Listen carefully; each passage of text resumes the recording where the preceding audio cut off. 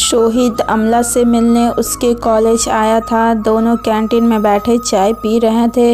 Rohit MBA final year में था और अमला एमए फाइनल में थी। दोनों ने +2 की पढ़ाई एक ही स्कूल से की थी। इसके बाद वे कॉलेज की पढ़ाई के लिए दिल्ली आ गए थे। रोहित ग्रेजुएशन के बाद एमबीए करने दूसरे कॉलेज चला गया था, पर अक्सर अमला से मिलने उसके कॉलेज आता था। उसे कैंपस से अच्छा प्लेसमेंट मिल गया था। दोनों लगभग 6 साल से एक दूसरे को जानते थे और अच्छी तरह परिचित थे। अमला काफ़ी सुंदर थी और रोहित भी हैंडसम और स्मार्ट था।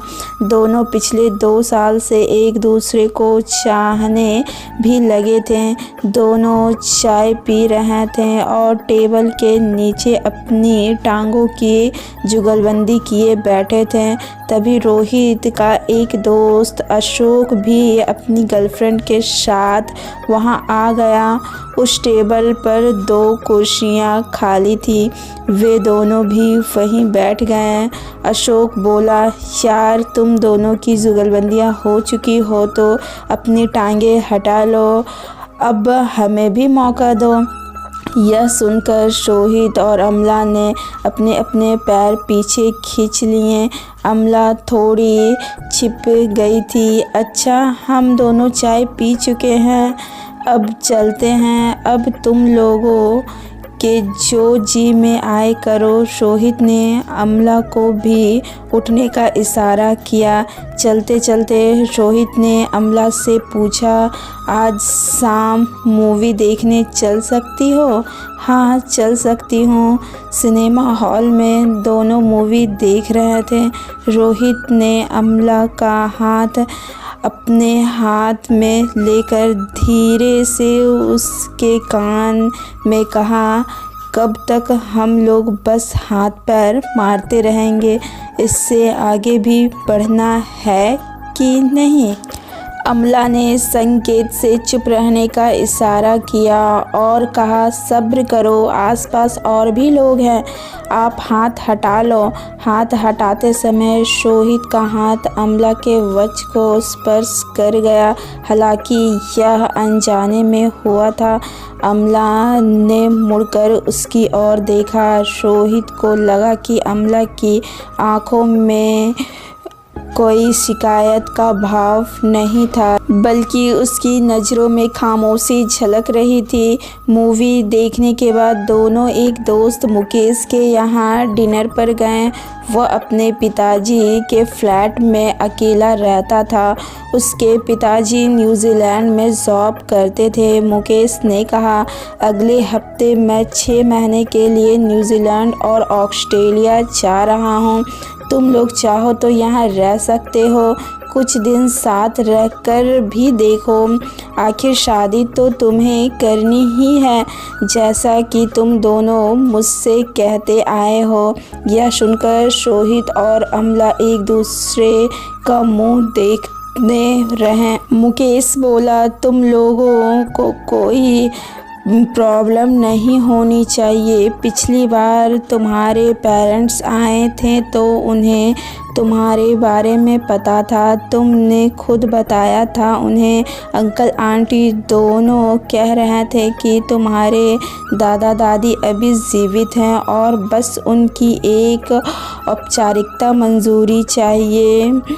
इत्तेफाक से तुम दोनों सजाते भी हो तो उन लोगों को कोई परेशानी नहीं होनी चाहिए। ठीक है, हम सोच कर बताएंगे। डिनर के बाद जब दोनों जाने लगे तो मुकेश बोला, तुम एक डुप्लीकेट चाबी रख लो, मैं अपार्टमेंट ऑफिस में बता दूंगा कि मेरी अनुपस्थिति में तुम लोग यहाँ रहोगे। इतना कहकर मुकेश ने चाबी रोहित को थमा दी। रास्ते में रोहित से अमला बोली, तुमने चाबी अभी से क्यों रख ली? इसका मतलब हम अभी से साथ में रहेंगे क्या? मुझे तो ऐसा ठीक नहीं लगता। मम्मी पापा को शायद उतना बुरा ना लगे, पर दादा दादी पुराने विचारों के हैं, उन्हें पता चलेगा तो आसमान सिर पर उठा लेंगे। दादा दादी ही पुराने विचारों के हैं, मैं और तुम तो नहीं।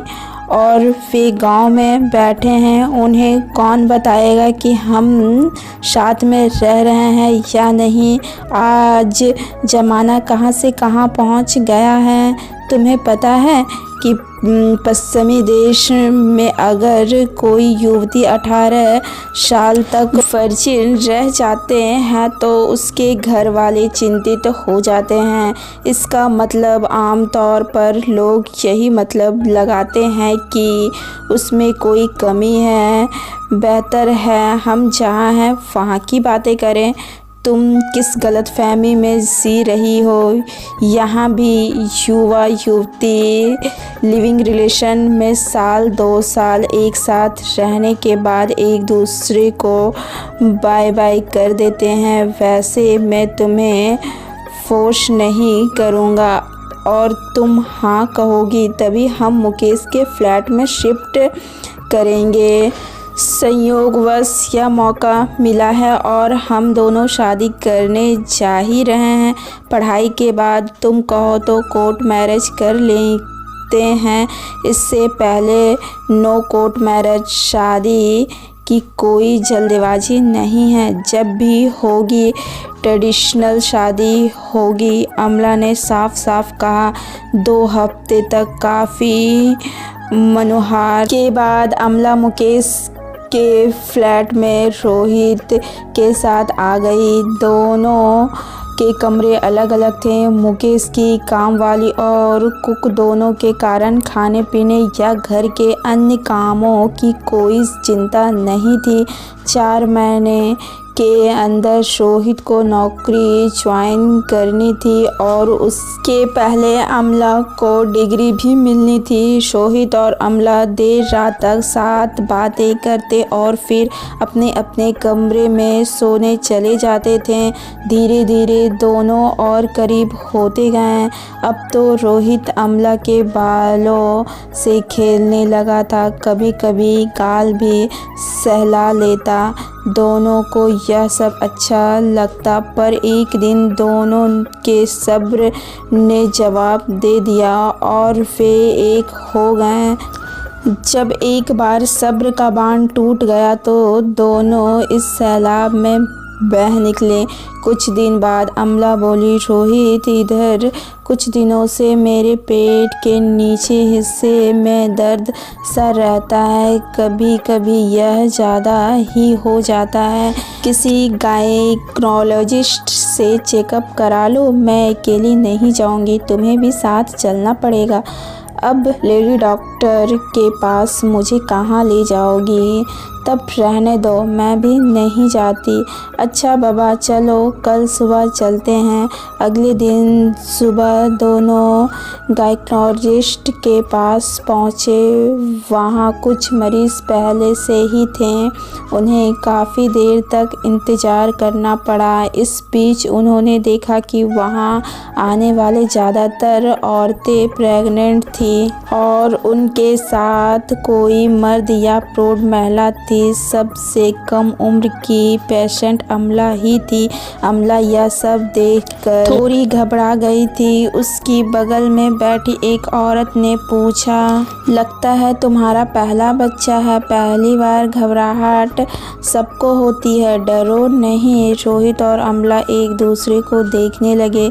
रोहित बोला, don't worry, let doctor checkup. जब अमला का नाम पुकारा गया तो रोहित भी उसके साथ चेकअप कैबिन में जाने लगा। नर्स ने उसे रोककर कहा, आप बाहर वेट करो, अगर डॉक्टर बुलाती है तो आप बाद में आ जाना। डॉक्टर ने अमला को चेक, उसकी आंखें, पल्स, ब्लड प्रेशर आदि चेक किए। फिर पूछा, दर्द कहाँ होता है। अमला ने पेट के नीचे हाथ रखकर कहा, यहाँ। डॉक्टर ने नर्स से पेशेंट की यूरिन सैंपल लेकर प्रेगनेंसी टेस्ट करने को कहा और पूछा, शादी हुई कितने दिन हुए। मैं अनमैरिड हूँ डॉक्टर, शक करती हो? अमला ऐसे प्रश्न के जवाब देने के लिए तैयार नहीं थी। उसको कुछ सूझ नहीं रहा था कि वह क्या बोले। वह सिर्फ डॉक्टर की ओर देख रही थी। डॉक्टर ने नर्स को बुलाकर कहा, इसके साथ जो आदमी आया है उसको बुलाकर लाओ और इनकी प्रेगनेंसी टेस्ट रिपोर्ट लेती आना। रोहित कैबिन में गया तो डॉक्टर ने पूछा, पेशेंट कहती है कि वह अनमैरिड है, पर जब मैंने सेक्स के बारे में पूछा तो वह कुछ बता नहीं पा रही है। डॉक्टर से सच बोलना चाहिए, तभी तो इलाज सही होगा। इसी बीच डॉक्टर ने उन दोनों से फ्रेंडली होते हुए पूछा कि वह कहाँ के रहने वाले हैं। बातों बात में पता चला कि डॉक्टर अमला की माँ की सहपाठी रह चुकी है। तभी नर्स टेस्ट रिपोर्ट लेकर आई जो पॉजिटिव थी। डॉक्टर बोली, अब तो शक की कोई गुंजाइश नहीं है। अमला, तुम प्रेग्नेंट हो, इसका मतलब तुम दोनों अनमैरिड हो लेकिन फिजिकल रिलेशन रखते हो। रोहित और अमला दोनों को यह बात असंभव लगी। उनके बीच रिलेशन तो रहा है पर उन्होंने सुरक्षा का पूरा ध्यान रखा है। रोहित अमला की ओर देखे जा रहा था। अमला लगातार सिर हिलाकर ना का संकेत दे रही थी। रोहित के पास भी अमला पर शक करने की कोई वजह नहीं थी। रोहित से बोला, हम फिजिकल भले रहे हों पर इन रिपोर्ट पर मुझे भरोसा नहीं है। ठीक है, मैं दोबारा टेस्ट करा लेती हूँ या फिर बगल में एक दूसरी लैब में भेज दूँ अगर तुम लोगों को मुझ पर भरोसा नहीं है, डॉक्टर ने कहा। नहीं डॉक्टर, भरोसा करके ही तो हम आप तक आए हैं। फिर भी एक बार और टेस्ट करा लेती तो ठीक था। डॉक्टर ने नर्स को बुलाकर यूरिन का सैंपल दोबारा टेस्ट करने को कहा। नर्स को थोड़ा आश्चर्य हुआ। उसने रिपोर्ट अपने साथ में लेकर पढ़ी और कहा, सॉरी, यह रिपोर्ट इसकी नहीं है, दूसरे पेशेंट की है। दरअसल दोनों के फर्स्ट नेम एक ही है और सरनेम में बस 1 लेटर का फ़र्क है। इनका सरनेम सिन्हा है और यह रिपोर्ट मैडम सिंह की है। आई एम सो सॉरी, अभी इनकी रिपोर्ट लेकर आती हूँ। यह सुनकर रोहित और अमला की जान में जान आई। नर्स अमला की रिपोर्ट लेकर आई तो निगेटिव थी। तब डॉक्टर ने रोहित से कहा, I am so sorry for this miss, आप बाहर जाइए, मैं पेशेंट को एग्जामिन करूँगी। अमला का बेड पर लिटाकर चेकअप किया गया। फिर रोहित को भी अंदर बुलाकर डॉक्टर ने कहा, डोंट वरी, इनके ओवरी में बाईं और कुछ सूजन है, मैं दवा लिख देती हूँ। उम्मीद है 2 हफ्ते में आराम मिलेगा। अगर फिर भी प्रॉब्लम रहे तो मुझे बताना, आगे ट्रीटमेंट चलेगा। अमला ने चलते चलते डॉक्टर को धन्यवाद देते हुए कहा, प्लीज़ डॉक्टर, मम्मी को आप यह नहीं बताओगी। मेरी तो पिछले 15 साल से उनसे कोई संपर्क नहीं रहा है, वैसे पता रहने पर भी नहीं बताती। डोंट वरी, गेट मैरिड सुन। अपनी मम्मी का फ़ोन नंबर देती जाना, अगर तुम्हें कोई प्रॉब्लम ना हो तो। स्वेर, मैं लिख देती हूँ, मुझे कोई प्रॉब्लम नहीं है।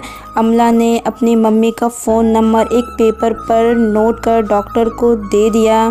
क्लिनिक से बाहर आकर अमला ने कहा, आज तो हमारे रिश्ते की बात हम दोनों के सिवा इस डॉक्टर और नर्स को भी पता चल गया है। उसने मम्मी का कांटेक्ट भी मुझसे ले लिया है। उम्मीद है कि वह मम्मी को नहीं बताएगी। बता भी दिया तो क्या हो जाएगा, हम लोग शादी करने जा रहे हैं। मैं अगले महीने नौकरी ज्वाइन करने जा रहा हूँ।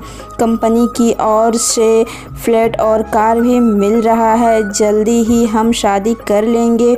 वे तो ठीक है, पर मम्मी मुझसे कहती आई है युवतियों को अपनी वर्जिनिटी शादी तक बचानी चाहिए। आजकल सब कुछ हो जाने के बाद भी वर्जिनिटी दोबारा मिल सकती है। तुम्हें पता है कि प्लास्टिक सर्जरी से युवती अपना खोया हुआ को मोड़ प्राप्त कर सकती है।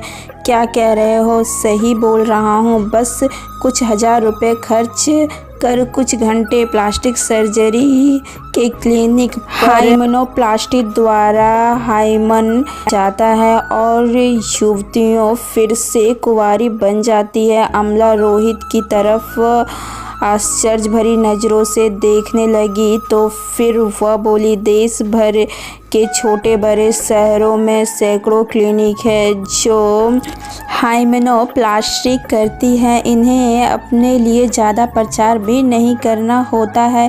यह तो एक कॉस्मेटिक सर्जरी है। इतना ही नहीं, कुछ बाल बच्चे वाली महिलाएं भी विजिनोप्लास्टी कराकर दाम्पत्य जीवन की शुरुआती दिनों जैसा आनंद फिर से महसूस करने लगी है। ओह, ज़रूरत पड़ी तो तुम्हारी भी हो सकती है, कहकर रोहित हंसने लगा। मुझे नहीं चाहिए यह सब। अभी इस बारे में मुझे और कुछ नहीं सुनना है। रोहित और अमला को अपनी तत्कालीन समस्या का निदान मिल चुका था। दोनों ने खुशी खुशी अपने फ्लैट पर जाकर चैन की सांसें ली। धन्यवाद। मिलते हैं नेक्स्ट कहानी में।